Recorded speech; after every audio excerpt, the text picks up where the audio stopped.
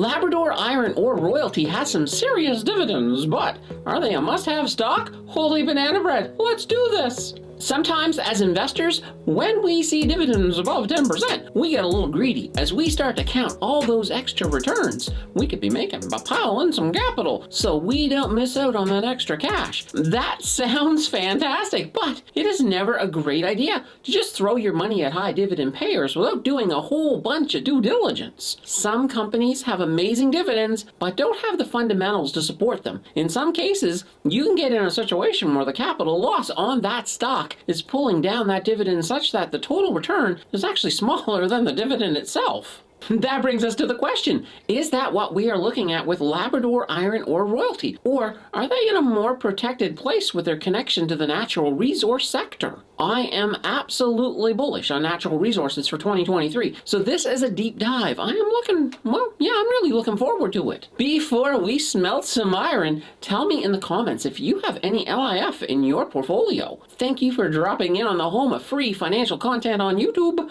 While you are here, please like and subscribe as you don't want to miss a single moment. And a huge thank you for that click.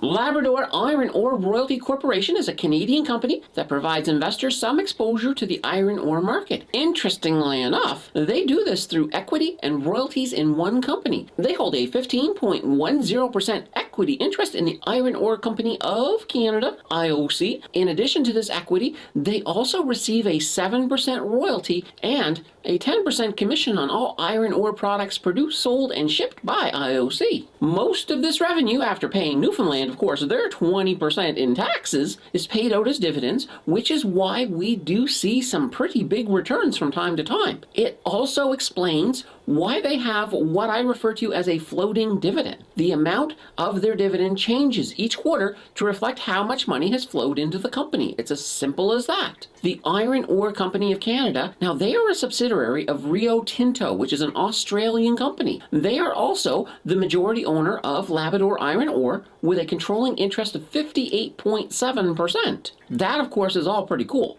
But you guys know me by now, we really need to see some math. When we begin with some surface data, LIF has a market cap of $2.14 billion, making it a pretty good mid-cap company. They have a beta of 1.29, so they are not much more volatile than average. They have an earnings per share of 4.67, and their diluted EPS is the same. I was not able to find any significant dilution with this company. One concern, though, in regard to earnings, is they do have a negative forecast that is predicting their earnings are due to fall by 14.5% per year over the next 5 years. This decline is part of a lessening demand for iron ore due to a slumping housing market as well as some of the lockdowns in China. The war in Ukraine has stopped some iron ore from making it to the market, and the lockdowns may be over in China, so I am not 100% on the accuracy of this prediction. Their price to earnings ratio comes in at 7.20, which comes in lower than the industry average of 10.50. Their price to book ratio comes in at 3.40, making them valued at 3.4 times of their book value. This is, well, it is a little high. Let's look at their fair value, shall we? If we employ a discounted flow model,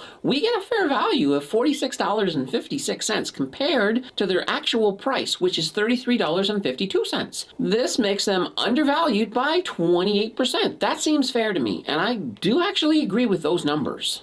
Now, let's move into their dividends. First off, they have that floating dividend, so it does change from quarter to quarter. In 2022, they had in Q1 50 cents per share, 90 cents per share in Q2, $1 per share in Q3, and finally 70 cents per share in Q4. Obviously, with that price moving as much as it does, the yield can sometimes be all over the place. Currently, that 70 cents, it translates into a yield of 8.505%. Their payout ratio comes in at 76.02%. This yield is covered by their earnings, which is fantastic. This should always be the case with LIF, because as I said, it's a floating dividend, and if they have less revenue coming in, they declare a lower dividend. It's as simple as that. When we look at their growth in 2021, their share started out at $31.67 and finished the year at $37.31. This is a return of investment of 17.81%. Factoring in that floating dividend, we get a total return of 36.75%.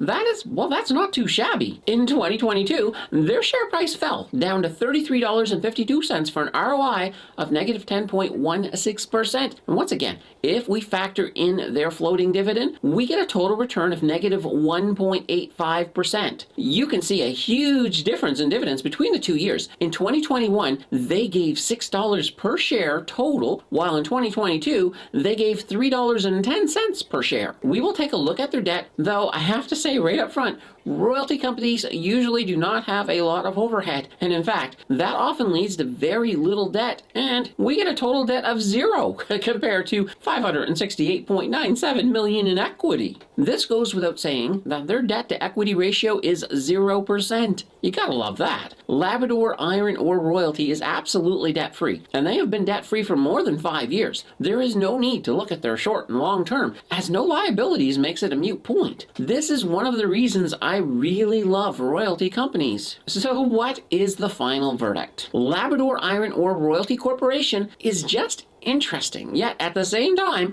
a company that does require a certain type of investor. If you like to know how much those dividends are going to be every quarter, then this may not be the company for you, because they will be changing quite often. In fact, when iron ore is selling well, your dividends will swell. But markets can be up and down, and so can those dividends. I do believe that long term, this is a company that will do better as the demand for iron ore comes back. For an investor thinking long term, it can be a good stock to buy and forget about. There is no real danger of the company going under, especially with no debt and next to no overhead. For more shorter-term investors, this becomes a situational company. Maybe you want to get in the good times and Parker for the not-so-good ones. Nonetheless, do your due diligence before you decide if this is one to long haul, short haul, or wait for a different haul altogether. The fun does not have to end here. Check out my video on safe high div stocks that I will link on the left. Otherwise, check out the video on the right that YouTube thinks you will like.